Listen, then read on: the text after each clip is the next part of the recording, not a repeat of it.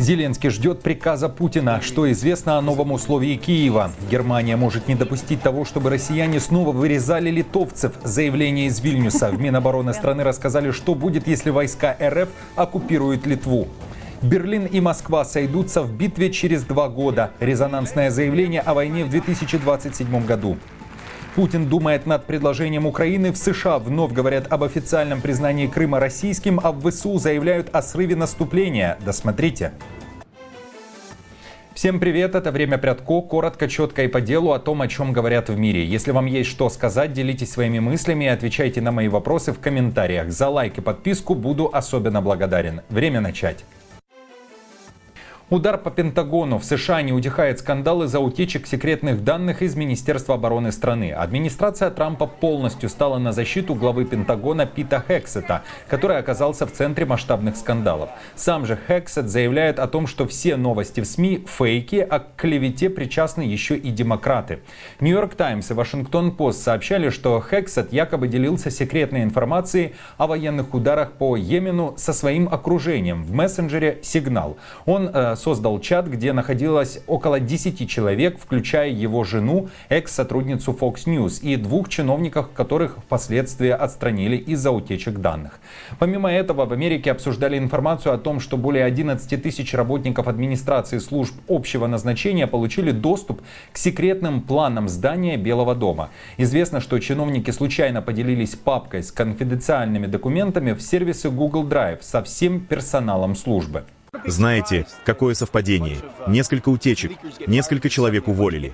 И вдруг вал заказных статей от тех же самых СМИ, которые распространяли российский фейк и до сих пор не отдали свои пулитцеры. Они получили пулитцеры за вранье, за фейки снова и снова. И никто их за это не призывает к ответу. Вот как работают эти СМИ. Берут анонимные источники, бывших сотрудников, уволенных с обидой, и запускают травлю, чтобы разрушить репутацию. Со мной это не сработает, потому что мы меняем Минобороны, возвращаем Пентагон в руки настоящих военных. Анонимные нападки от бывших недовольных на устаревшие темы не имеют значения. При этом издание NPR со ссылкой на американского чиновника, который говорил на условиях анонимности, пишет, что Белый дом уже начал процесс поиска нового министра обороны. На это уже отреагировал Вашингтон. Эта статья NPR – полная ложь, основанная на одном анонимном источнике, который явно не имеет понятия, о чем говорит. Как заявил президент сегодня утром, он решительно поддерживает Пита Хексета. Напомню, за первые 100 дней Трампа на посту это уже не первый такой скандал, связанный с членами его команды. Сам же Трамп признавал факт утечки информации после того, как его личный советник по нацбезопасности Майк Уолтс добавил в секретный чат главного редактора издания The Atlantic Джеффри Голдберга. В этом чате, как вы помните, американские чиновники обсуждали удары по Йемену. И Россия, и Украина нарушили пасхальное перемирие. Спикер Генсека ООН Стефан Дюжарик заявил, что несмотря на заявление сторон о 30-часовом прекращении огня, боевые действия продолжались. Отмечу, что Зеленский и Путин действительно заявляли о том, что на фронте не было тихо, однако признавали, что интенсивность огня значительно уменьшилась. Тем не менее, теперь Зеленский ждет приказа Путина, приказа, который он должен отдать своей армии. Сейчас, после Пасхи, весь мир видит настоящую проблему, истинную причину того, почему боевые действия продолжаются. Именно Россия является источником войны. Именно из Москвы должен поступить реальный приказ российской армии о прекращении огня. И если такого жесткого российского приказа о тишине нет, тишины тоже нет. Кроме того, Зеленский ждет ответа на его предложение. Его он повторил 21 апреля вечером: прекратить удары ракетами и дальнобойными дронами. Путин услышал первое обращение Зеленского и уже ответил на него. Что касается предложения не бить по объектам гражданской инфраструктуры, с этим надо разобраться. Ну, например, вот всем хорошо известен удар наших вооруженных сил по Конгресс-центру, по-моему, Сумского университета. Гражданский это объект или нет? Гражданский. Но там проходило награждение тех, кто совершил преступление в Курской области. И подразделения ВСУ, и националистов. Напомню, в Украине заявляли, что в результате удара по Сумской области погибло более 30 мирных жителей, в том числе и дети. Более сотни были ранены. Стоит отметить, что в день обстрела мэр украинского города Конотоп Артем Семенихин обвинил главу Сумской областной военной администрации Артюха в организации награждения военных 117-й бригады теробороны. Зеленский спустя время уволил Артюха. Этот удар, напомню, раскритиковали в США и заявили, что война должна закончиться. О том, когда, как и на каких условиях, все это собираются обсудить уже в среду 23 апреля в Лондоне. Белый дом отправляет на переговоры госсекретаря Марко Рубио и специальных посланников Трампа Стива Уиткофа и Кита Келлога, которые встретятся с министрами иностранных дел и советниками по национальной безопасности Франции, Германии, Великобритании и Украины. Киев отправляет помощника Зеленского Ермака, Умерова, это министр обороны, главу МИД и зама Ермака Павла Полису. В преддверии этой поездки издание Wall Street Journal писало, что Киеву дан срок ответить на план Трампа по прекращению войны в Украине, который включает признание оккупации Крыма Россией и блокировку вступления Украины в НАТО. США теперь ждут ответа Киева, который, как ожидается, будет дан на встрече официальных лиц Америки, Украины и Европы в Лондоне позже на этой неделе. Если позиции США, Европы и Украины совпадут, предложения могут быть переданы Москве. В Украине на эту публикацию уже отреагировали и заявили следующее. Давайте послушаем. Все переговорщики, которые посещают встречи либо в Саудовской Аравии, либо во Франции, четко заявляют, что вопрос территориальной целостности Украины вообще не обсуждается. И даже Конституция Украины содержит множество запретов и ограничений. Трамп не подтвердил, но и не опроверг данные Wall Street Journal о возможном изменении политики Вашингтона по вопросу Крыма, сказав только: «Я расскажу вам о всех подробностях в течение ближайших 3 дней. Но у нас были очень хорошие встречи». Это была цитата.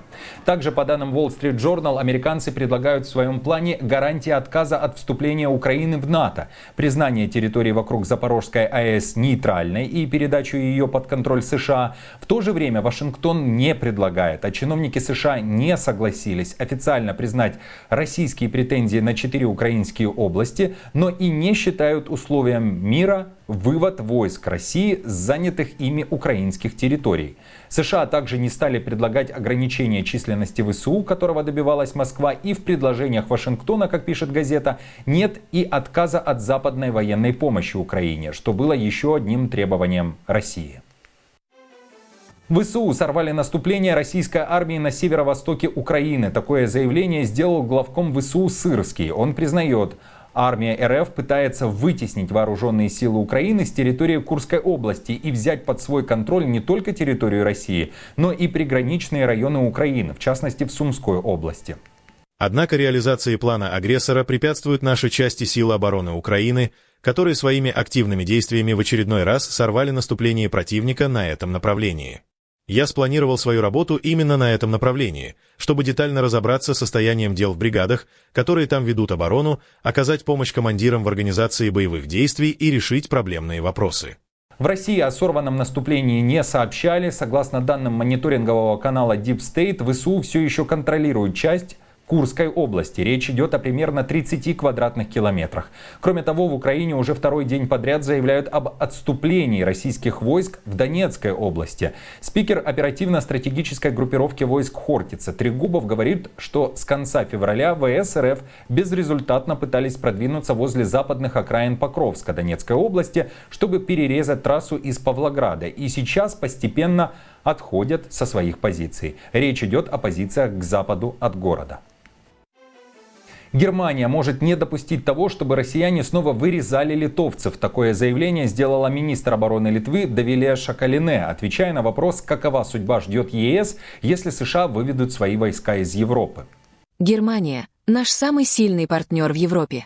Она обладает наибольшей военной, экономической, финансовой и политической мощью на континенте, является одной из самых могущественных стран мира и ключевым защитником северо-восточного фланга НАТО. Сильный потенциал сдерживания со стороны Германии может не допустить того, чтобы литовцев снова вырезали русские. Так почему же мы должны бояться такой Германии?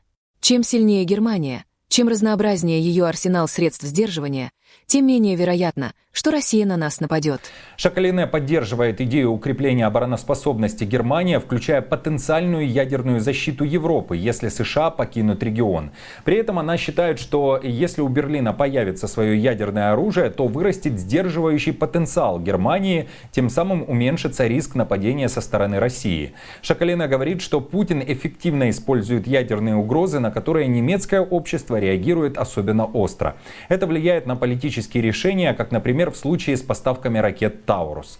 Литва же считает стойкость Германии вопросом выживания. В интервью «Шпигель» Шакалине призналась, что ее бабушка в прошлом провела десятилетия в трудовом лагере в Сибири. Кроме того, подверглись пыткам и убийствам другие члены семьи нынешнего министра обороны Литвы. А еще Шакалине говорит следующее, далее цитата. «Моя мама родилась в Сибири и едва выжила в тамошних бараках. Если русские оккупируют страну, считай, повезло, если останешься в живых». Конец цитаты.